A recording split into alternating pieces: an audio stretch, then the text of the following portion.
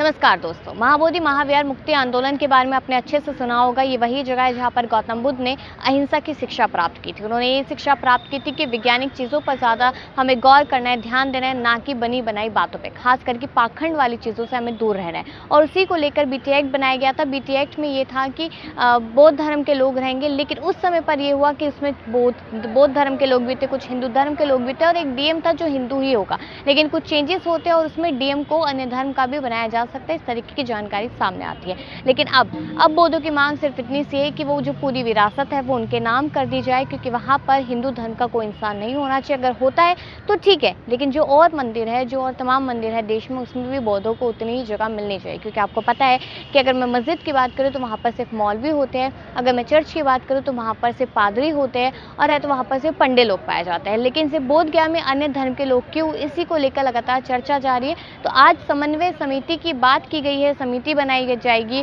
और उसमें तमाम लोगों को इंपॉर्टेंस दी जाएगी, तमाम लोगों से काम कराया जाएगा, उन्हें समझाया जाएगा कि किस तरीके से अपनी विरासत को वापस लेना है। इस भंते बीपी थुरू जी हैं, तो सीधा बातचीत करते हैं। आज जो समन्वय समिति बनाई गई है उसमें क्या क्या फैसले लिए गए हैं, किस तरीके से साथ में लोग जुड़ेंगे? इसमें जो आज समन्वय समिति जो बनी है, ये बुद्ध गया मुक्ति आंदोलन के विषय को लेकर बनी है।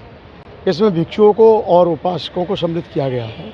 ऐसा मैंने सुना है कि उपासकों की एक कमेटी रहेगी और उनके ऊपर एक गवर्निंग बॉडी टाइप की वो बौद्ध भिक्षुओं की होगी। पहला प्रथम बौद्ध भिक्षुओं का मार्गदर्शन होगा और जिस प्रकार से भिक्षु मार्गदर्शन करते रहेंगे तो उस हिसाब से फिर कमेटी काम करती रहेगी। उसमें मैं ये कहना चाहता हूँ, हमारे जो भंते विनयाचार्य है, जो इस आंदोलन का मुख्य चेहरा रहा है इस वर्तमान के आंदोलन से। हालांकि आंदोलन तो पहले भी चलते आए थे, चलते रहे हैं और चलते रहेंगे, और हर व्यक्ति आता है, जन्म लेता है और अपना रोल प्ले करके चला जाता है। तो हमारे बीच में जो भंते विनयाचार्य है, सरामनेर है, अच्छा भंते है, उसने ये आवाज़, प्रखर आवाज़ उठाई और बहुत विवाहक आवाज़ उठाई और इस समय वो जेल में है।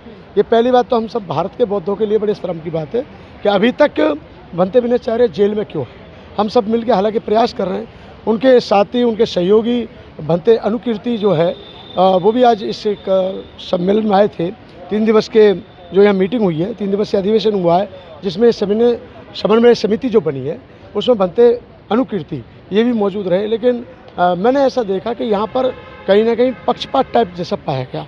जैसे जिस भिक्षु को मौका मिला उसने अपनी टीम के लोगों को भर्ती किया, मतलब उसमें सम्मिलित किया, और किसी लीडर को मौका मिला तो उसने अपने पक्ष के लोगों को कर लिया। लेकिन कहीं ना कहीं मैं समझता हूँ कि बहुत सारे लोगों की अनदेखी की गई है। और उसमें ख़ास तौर पे मैं ये कहूँगा कि जिसके लिए आंदोलन किया जा रहा है, जो इसका मुख्य चेहरा है, उसके सहयोगी गणों को तो कम से कम इसमें सम्मिलित करना था, जिन्होंने सही मायने में वहाँ पर अपनी भूमिका निभाई है। किसी का हाथ टूटा है उसी लड़ाई में, कि उस एक को तो बेचारा जेल ही चला गया, एक हाथ टूटा, किसी की मारपीट हुई है, किसी को गाली गलौज मिली है सुनने में। तो इतना अपमान झेला उन्होंने, इतनी क्रांति की उन बच्चों ने।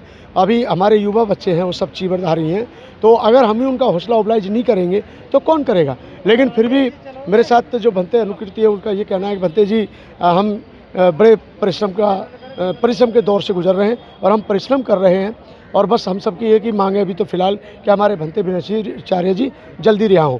तो मैं भी यही कहना चाहता हूँ इन भंते लोगों से कि आप चिंता ना करें, वो हमारा चीवरधारी है, वो हमारा विनयाचार्य ज़्यादा दिनों तक जेल में नहीं रहेगा। इस पर हम भी आपके मीडिया से समाज को, बौद्ध अनुयायियों को, बौद्ध भिक्षुओं को, समस्त देश को आश्वासन देते हैं। और आज का जो मीटिंग रखा है, यदि ये अपनी नीयत साफ रखते हुए सब लोग मिलजुल के काम करेंगे तो आने वाले समय में एक अच्छा रूप धारण किया जा सकता है। हालांकि मैं कशिक जी इस बात को बता दूं कि ये जो अम्बेडकर भवन है, ये अम्बेडकर भवन बाबा साहब अम्बेडकर के समय से ही है, उन्होंने ज़मीन इसको निर्धारित किया था। तो जो आंदोलन का मैं पहले जिक्र कर रहा हूँ, 25, 26, 27 अप्रैल 2015 को इस पूरे ग्राउंड में आदमी था और रोड के बाहर तक आदमी था। 25 से 30 हज़ार पब्लिक से ज़्यादा थी 2 दिन। और तीसरा दिन जो लॉन्ग मार्च का था, 3, साढ़े 3, 4 किलोमीटर तक की रैली निकली, यानी कि 50-55 हज़ार पब्लिक ने भाग लिया था। तो आंदोलन चल रहा था, लेकिन बात ये थी कि पहले मीडिया नहीं था, सोशल मीडिया नहीं था, इसलिए लोगों को जानकारी नहीं होती थी। बट मैं आज कहूँगा कि जिन आंदोलनकारियों ने आवाज़ उठाई, वाकई में उनकी आवाज़ को हम सराहना देते हैं और वो उनके साथ हैं। हम संवेदना भी हमारी उनके साथ हैं। और मैं यही कह सकता हूँ कि आज जो ये कमेटी इन्होंने बनाई है, वो दोनों मिलजुल के काम करें और जिन्होंने सही मायने में इस आंदोलन में अपनी भूमिका निभाई है उनको भी वो साथ लेके चलें, तब जाके कुछ हो सकता है। लेकिन आपने शुरुआत में जिस तरीके से कहा कि यहाँ पर जो हुआ उसमें कहीं ना कहीं जो अपने लोग हैं, जैसे कोई मेंबर है तो अपने मेंबर को ज़्यादा उसने आगे किया, सबको एक साथ नहीं किया, तो अगर इसी तरीके से काट छाट वाली चीज़ चलती रहेगी तो कैसे फिर एक साथ हो पाएंगे सब? हाँ, बिल्कुल आपने सही कहा।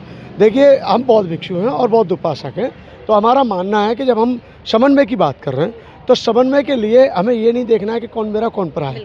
जो जिम्मेदारी निभा सकता है उसको जिम्मेदारी दी जाए और जिसका आंदोलन में योगदान है उस व्यक्ति को तो कम से कम सम्मिलित किया जाए।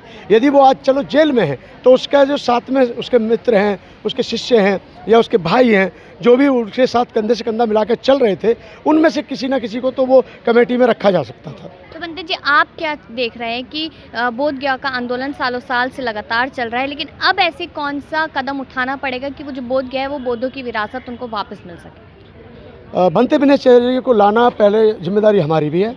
अब तक भिक्षु महासंघ इस पर थोड़ी कार्रवाई नहीं कर रहा था। भिक्षु महासंघ मीडिया के वजह से तो साथ था और वैसे भी हम बातचीत कर रहे थे, लेकिन अब हमारा भिक्षु महासंघ जो है और बोधगया मुक्ति आंदोलन समिति जो सैकड़ों वर्ष पुरानी है, यानी इसका गठन जो है वैसे तो आनंदगारी धर्मपाल जी के समय से ही था, लेकिन 91-92 में इसका गठन हुआ था। अखिल भारतीय बोधगया मुक्ति आंदोलन समिति, महाबोधि महाविहार मुक्ति आंदोलन समिति, उसके अध्यक्ष भदंत आनंद महाथेरो जी हैं। इस समय वर्तमान में मैं उसका जनरल सेक्रेटरी हूँ और पहले प्रज्ञाशील जी जो इस समय वर्तमान में आकाश लामा जी के साथ जो बैठे हैं वो इसके सचिव होते थे, महासचिव होते थे। तो अब हम ये चाहेंगे, सबसे पहले हमारी जिम्मेदारी है कि हम सब लोग मिलकर के वकीलों से बात करके और इसमें सबसे कोई भी कदम हम उठाना पड़े, तन से मन से धन से मनोबल से, हम बनते बिनैचार्य के साथ हैं। पहले तो हम उसको बाहर निकालने की कोशिश कर रहे हैं, बाहर निकालेंगे और वो जब बाहर आएगा तो फिर हम उससे बातचीत करके और हमारा संघ पूरा बैठ करके उसको बुलाएंगे और बुला करके हम उसके बिना भी कोई काम नहीं कर सकते, हम उसको भी साथ रखेंगे।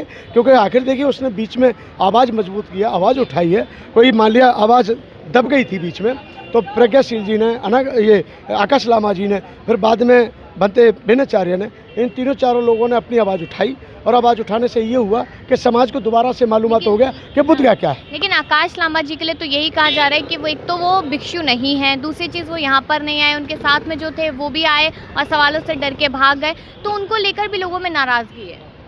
देखिए, लामा जो है, आकाश लामा नॉट इन मोंग, वो मोंग नहीं है, वो एक आम उपासक है और लामा एक सरनेम है। हाँ। जब हम लद्दाख की तरफ जाएंगे, भूटान जाएंगे, हाँ। तिब्बत जाएंगे, मतलब बांग्लादेश जाएंगे, तो इस तरफ जो ज़्यादातर ट्रेडिशनल परंपरा के जो लामा हैं, जैसे फॉर एग्जांपल दलाई लामा, दलाई लामा गुरु जी हैं और ये दो लामा है।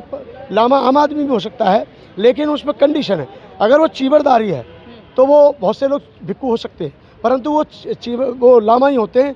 लेकिन लामा दो प्रकार के, एक मोंक लामा और एक जो है लामा सिर्फ। तो वो लामा है एज ए बुद्धिस्ट फॉलोवर्स, वो बुद्धिस्ट फॉलोवर्स है और वो सिर्फ उपासक हो सकता है, अपने शादीशुदा है, वो मॉन्क नहीं है। लेकिन उसने क्या काम किया उन्होंने कि जैसे ऊपर से चादर ओढ़ लिया और एकांशी को पहन लिया, ये कहीं ना कहीं ठीक नहीं है और इससे लोगों में भ्रम पैदा होता है और ये एक भंते पद का और मॉन्क पद का एक कहीं ना कहीं अपमान है, ये ठीक नहीं है।